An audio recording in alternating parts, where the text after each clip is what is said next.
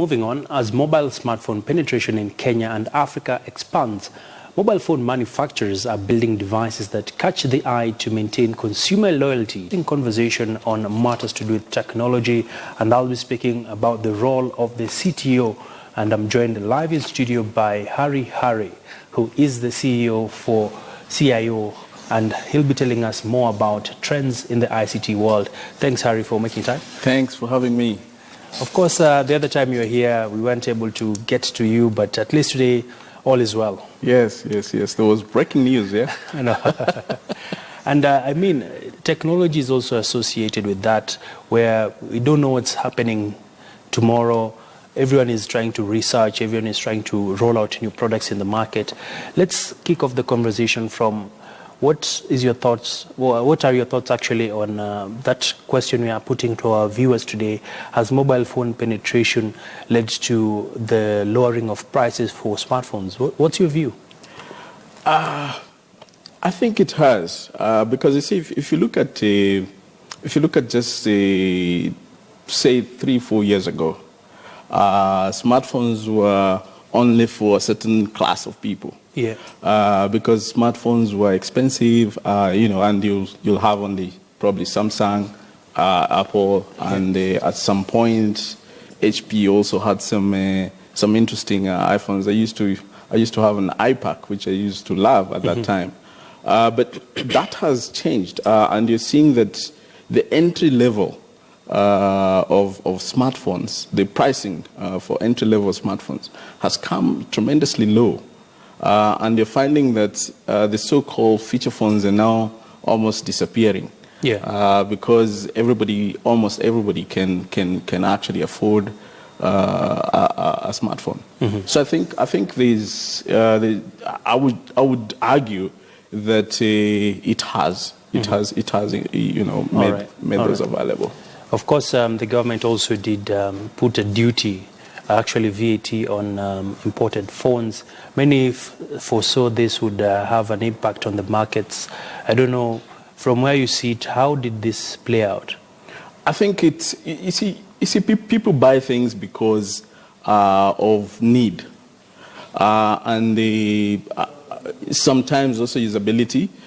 So I was one of the people who were very worried that, hey, we are going to erode some of the gains that we had achieved by actually removing duties on mobile phones and other IT products. Mm-hmm. But actually, to the reverse, right, we've seen a surge in terms of people actually buying those things. But it shows how important these things are now to people. Okay. Yeah. So people require them, people need them to do their business, to do their communication, and therefore they will spend some money on them. Interesting. Yeah. It appears phones are becoming a basic need. It is, yeah. As well as internet. Correct. So Harry, that aside, of course, you're here now to talk matters to do with the role of the CTO in organizations. Actually, CIO. CIO, yeah. Beg your pardon. Perhaps let's just kick off with what your entity deals in. So we write for the CIO.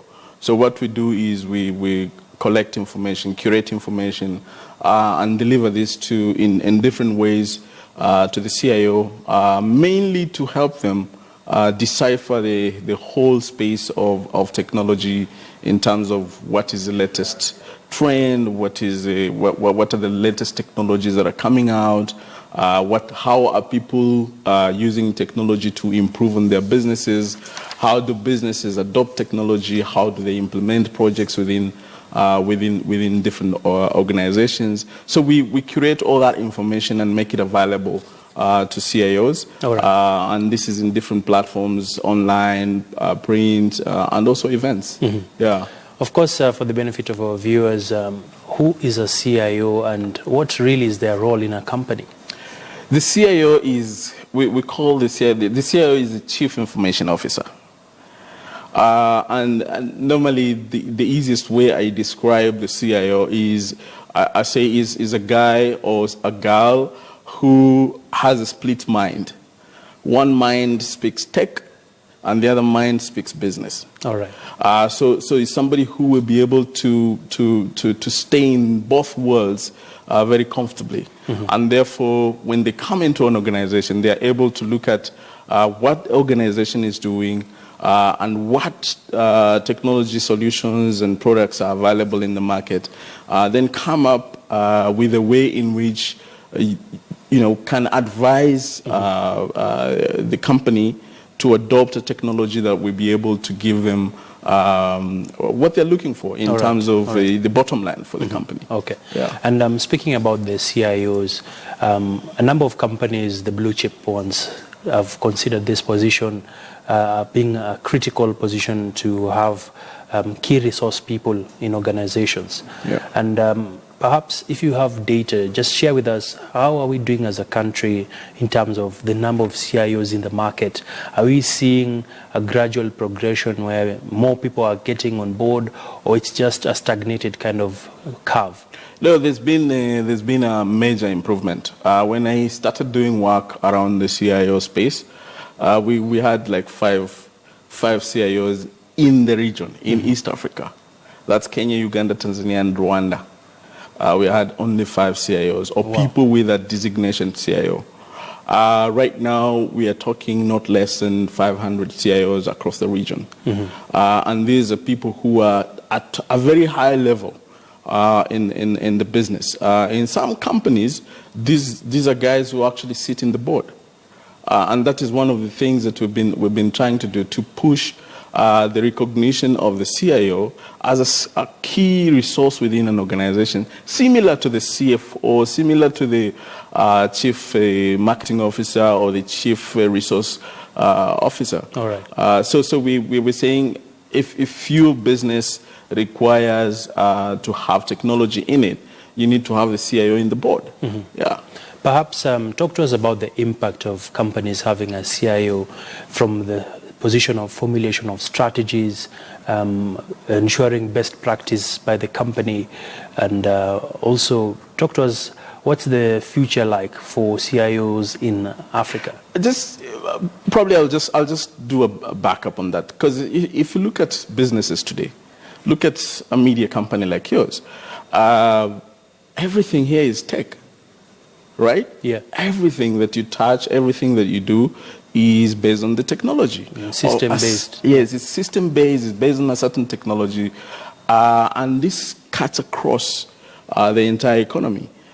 So you find that it's for you to be able to utilize or to adopt a certain technology to benefit the organization, or to give you an edge over your competition, or to bring in efficiency, to bring in productivity within the organization, you need to apply appropriate technology. Yeah. And that's where now the strategic use of technology comes in. And if you're speaking strategic use of technology, then you need somebody who understands your business requirements and your technology requirements. And that's where now the CIO plays. This is where the CIO hangs around, where you're now looking at business imperatives within an organization and matching them with the technologies that are available. All right. Yeah. Okay. And Harry, looking at this new role in the market, perhaps as a company, you also do CIO100. Yeah. And what has been the progress so far? What has been the impact on the ground?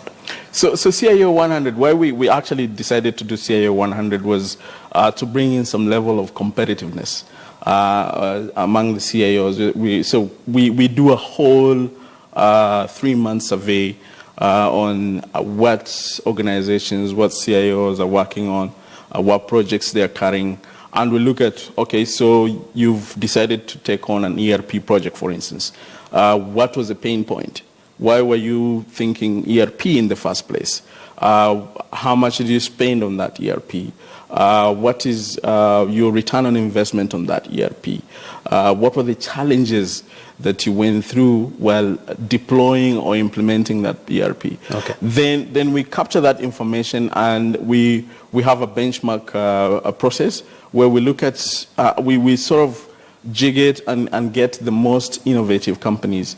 And it doesn't mean that if you spend $1 million and somebody else spends 100,000 shillings that you will come on top. Yeah. No, it's how innovative are you in the use of technology to address the pain point of the business. All right. Yeah, so that's what we've been doing, and we've seen companies coming up with amazing ways in which they're using their technology, and at the end of the day, because we always say you use technology for the benefit of either it's a business or it's a government, the impact on the citizen. If it's a business, it's a profitability or increase in terms of your company's growth. Okay. So it's not technology for technology's sake, but it's technology for something.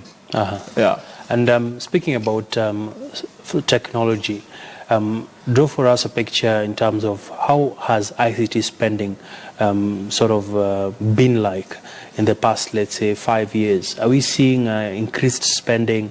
Of course, ICT units used to be regarded as cost centers, yeah. And they would be the first casualties if a company is downsizing. They just say, we just needed the top ICT manager, the rest of the guys we can outsource. How is the spending component? So it's very interesting because you see, the way people consume technology has also changed.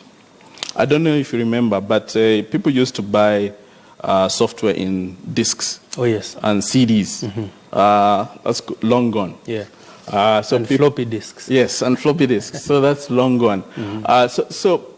So the expenditure in technology has increased, because businesses have become more sophisticated and they want to do sophisticated things with technology. All right. They are running more tech in different functions of their businesses. However, if you look at some of the trends in technology, like cloud computing, for instance, it has lowered the barrier. Yeah. For entry in terms of utilization of that technology. Mm-hmm. So you don't have to have servers located in your basement, or buying expensive servers. Yeah. You don't have to do that anymore. Yeah. You can run some of these applications on the cloud. All right. So the consumption has sort of brought down the cost, but because people are now more sophisticated and they want to do more things, you find that the budgets have also increased. Yeah. So it's a very interesting thing that is happening. Uh-huh.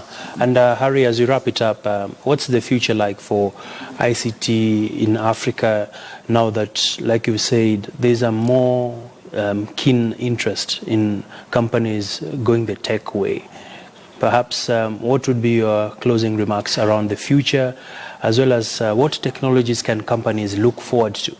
I think the future, I always say this, the future is bright for tech. Because you see, we're moving into driverless cars, we're moving into robotics in the house, and Internet of Things in the house, or even in workplaces. So the future is bright. Okay. What I would want to say is I would want people to actually come and see some of the things that are happening around the ICT and around what the CIOs are doing at our CIO100 event, which is coming up in November. Awesome. Yeah. Looking forward to that.